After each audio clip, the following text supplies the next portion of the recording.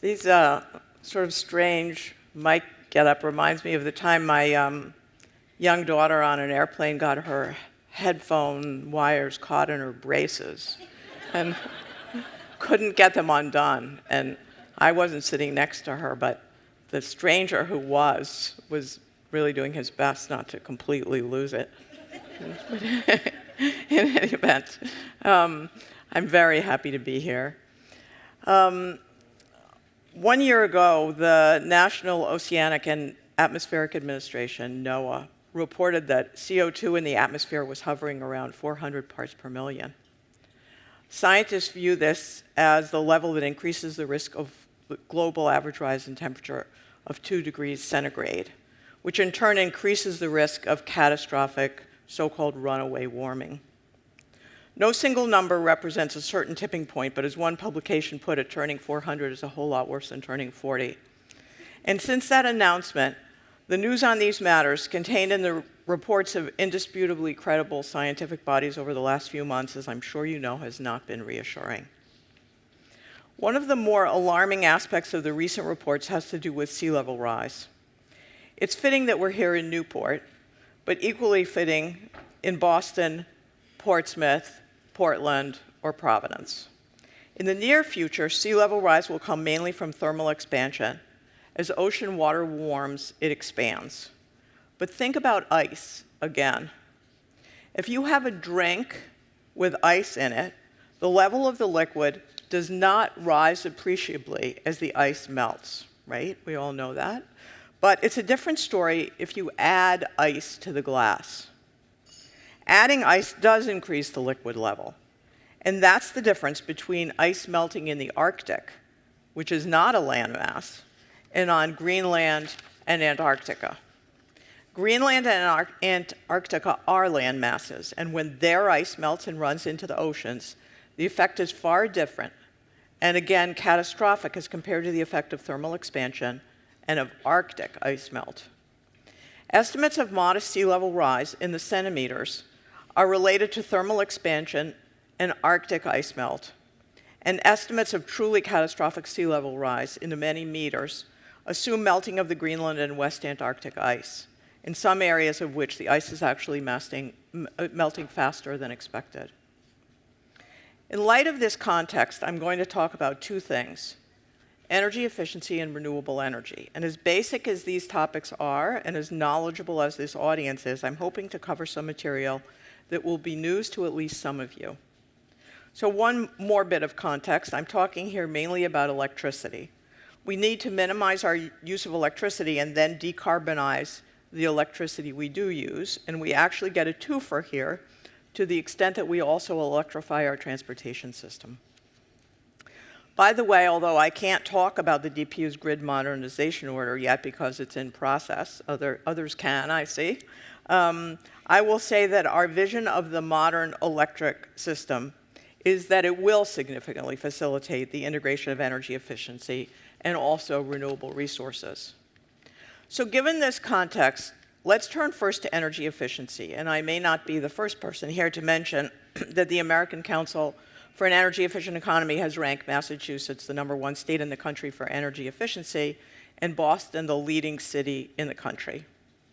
As you, of course, know, notwithstanding this status, we still have huge untapped energy efficiency resources, even without significant changes in lifestyle. Think, for example, about how over-air-conditioned your office is, how cold your hotel room is when you check in on a hot day, and about the lights your children, or you, leave on when you're not using them. Or about the open cooler cases in grocery stores, which the stores say, and believe me, I have asked, they leave open so as not to deter impulse purchases. That always seems to me a little strange in the context of cottage cheese, but I'd like to dig a little deeper into what that unnecessary air conditioning and those unnecessary lights mean in terms of layers of waste. Waste that ends up in energy bills, waste that causes smog and asthma, and waste that changes the climate. First of all, maybe we could eliminate that unnecessary air conditioning and lighting without much sacrifice. Have a look at the attached graphic. not attached actually, at the graphic. Okay. France, Germany, and the UK, countries with lifestyles not wildly different from ours, on average use only about half of the energy we in the US do. Maybe we should start this discussion with the assumption that we could cut our energy use in half without giving up much. I recognize that this graphic includes non-electric uses of energy like heating and transportation, so it's not exactly apples to apples.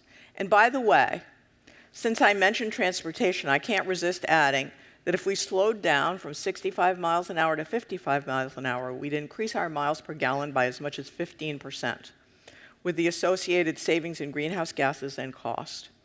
And those of you who have teenage or even older drivers in the family might also appreciate this strategy for other reasons. But getting back to electric energy efficiency, the first level of waste, as I've said, is unnecessary use. And for that, all you need to do is compare us to Western Europe.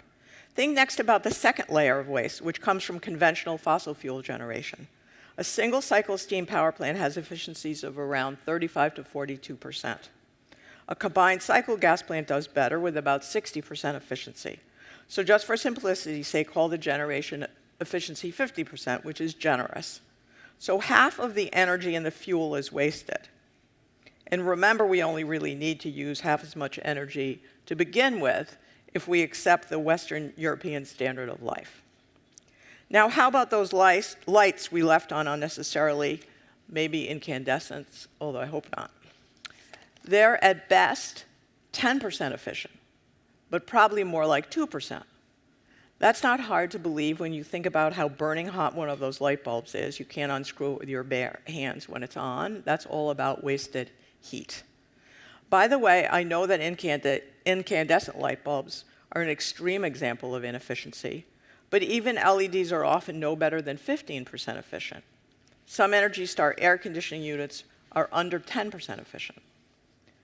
But we haven't finished, because the electric system has to be built to meet peak demand, which occurs on a hot summer day. Because electricity can't readily be stored at scale, over 40% of New England's capacity exists just to make sure that we have power for 10% of the year. 40% of capacity, by the way, is the rough equivalent of 4 to 5 Brayton Point power plants. 90% of the time, we don't need those resources. Of course, when they're not being used, they're not polluting, but we're paying for them, which is waste we also care about. So that was topic number one, why we value negawatts so highly, even more than the cleanest megawatts, which come from renewable sources of energy. Now I'm going to turn to topic number two, renewables, because we can't keep the lights on with only energy efficiency. So at relatively large scale, there are only 4 renewable options, given the current state of technology: solar, hydro, onshore wind, and offshore wind. Other renewables, like anaerobic digestion and landfill gas, are definitely part of the mix, but they're not scalable. So here are the 4. Now, please listen closely to these numbers. And I'm going to put up a slide to help with this when I'm done, but I'm not going to put it up yet. Please don't put it up, anybody, because I want you to pay attention to me. So here are the 4. But I should add first that since I've referenced the efficiency of conventional fossil fuel generation, that renewables are also far from perfectly efficient. It's just that their waste, even on a life cycle basis, does not compare to that of fossil plants. So first, solar. So what I'm going to be talking about is what the potential is for meeting our energy needs from, and specifically electricity needs, from renewable energy. Solar.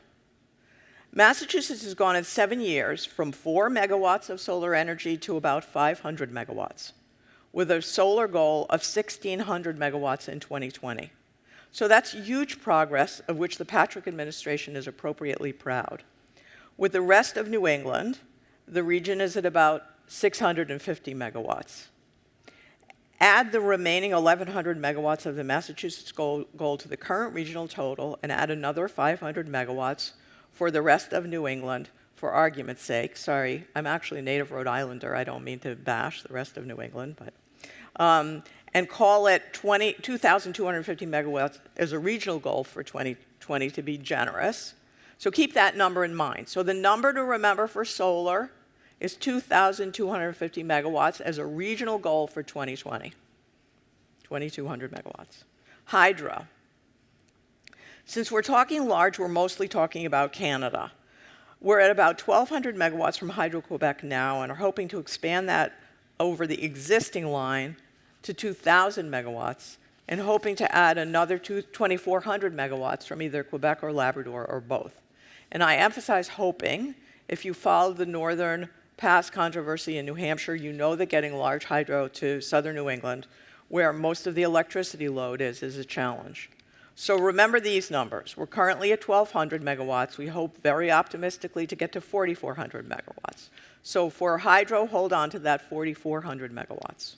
What about onshore wind? We currently have about 140 megawatts in Massachusetts, a total of about 840 megawatts in New England, with about 2,300 megawatts more under development. I'm going to get to a final number you should hold on to. You're probably aware of the furious opposition to onshore wind that has developed in many parts of the Commonwealth. Given the state's population density, I am pessimistic about large-scale development of the resource within Massachusetts. With more transmission developed from northern New England, additional onshore wind development in the north is possible, but siting, as for large hydro from Canada, is difficult. Adding these numbers, the total is 3,140 megawatts. So that's onshore wind, 3,140 megawatts. So you've got three numbers now to hold on to. Now listen to the numbers for offshore wind.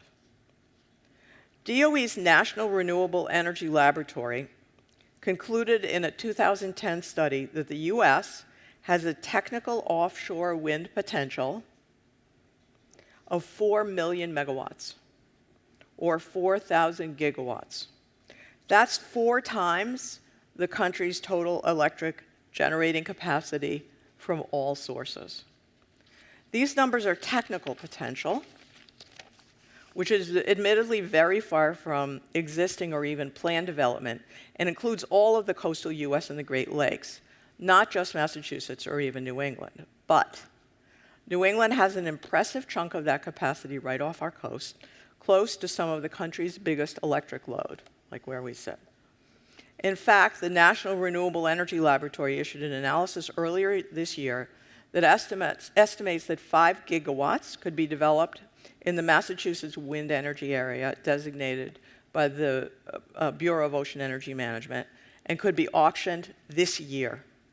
A smaller area off the Rhode Island and Massachusetts coast has already been auctioned to Deepwater Wind, which plans to develop a 1.2 gigawatt project. Including the 468 megawatts that Cape Wind is expected to begin building in early 2015, this adds up to 6,668 megawatts. So 6,668 megawatts. That's the number to keep in mind. That's for Massachusetts and Rhode Island only, while virtually every state along the East Coast is working to stand up this new industry. Now, let's look at all the numbers together and add the concept of capacity factor. Okay, so you all, this is a sophisticated audience. I don't have to explain what capacity factor is, but when you add in capacity factor, given the numbers I gave you already, which is in the third column from the right, the all New England with goals, once you figure in capacity factor for all of those resources, 15% for solar, 90% for large hydro, 30% for onshore wind, and 40% for offshore wind, you get 340 megawatts of solar. That's that's less than the nameplate capacity of Cape Wind alone. And we've done a spectacular job with solar. Large hydro, given the large capacity factor, 3,960 megawatts, onshore wind 942 megawatts, and offshore wind 2,667 megawatts. So the 2,667 megawatts obviously swamps everything but large hydro. But remember, for large hydro, that's probably, realistically, that's as high as we can possibly go. And for offshore wind, that's really just the beginning of the story. So I'm obviously not arguing that offshore wind is easy to site or can be built quickly. Like other renewable resources, it comes with enormous challenges. And it is expensive, and there's no getting away from that. Although I would argue nowhere near as expensive as the failure to address climate change. But it is scalable to an extent that other renewable resources simply are not. Even with these renewable resources added to energy efficiency, we can't keep the lights on at the moment. So just to complete the picture, what are the other options? Is it natural gas, in which the country is swimming? Don't be fooled by all the talk of natural gas as a clean fuel. We've been lulled into thinking that natural gas is clean because its combustion has half the carbon dioxide of coal, and it doesn't have some of the other nasty pollutants like mercury that coal has. But the methane that escapes during the extraction, transmission, and distribution processes has not been accurately quantified. In fact, the DPU has this study underway right now that we're hoping will give us a much clearer picture in that regard with respect to the distribution system. And then there's the hydraulic fracturing issue and the huge historic price volatility of natural gas. Natural gas should be thought of as supplying a window of opportunity to focus on the development of renewables and storage and other energy efficiency measures. Clean coal, there's reason for skepticism. How much does it cost? What's the parasitic energy load associated with the cleaning? How much energy will we use sending the carbon dioxide off to depleted oil wells or wherever else? Nuclear energy is bad. Climate change is worse. But I cannot imagine that we will have the political will to build nuclear plants and new nuclear plants in New England. That debate is largely academic anyway, because we can't build nuclear plants fast enough to solve the climate problem. And I just realized that my time is up, and so I'm going to summarize my message. Getting energy from the generating plant to the light bulb, even if only to half the light bulbs we currently use, or to much more efficient light bulbs, is remarkably wasteful. That's why no strategy for addressing greenhouse gases or other pollution matches energy efficiency. Energy efficiency and renewables will not at the moment keep the lights on in New England, but we need all the renewable resources we can develop in order to minimize the carbon in our energy supply. Given the current state of technology, no renewable resource can begin to match offshore wind in terms of the potential size of the supply and accessibility right off our coast. So if we had windows here, you could see the risk, but you could also see the opportunity. So thank you.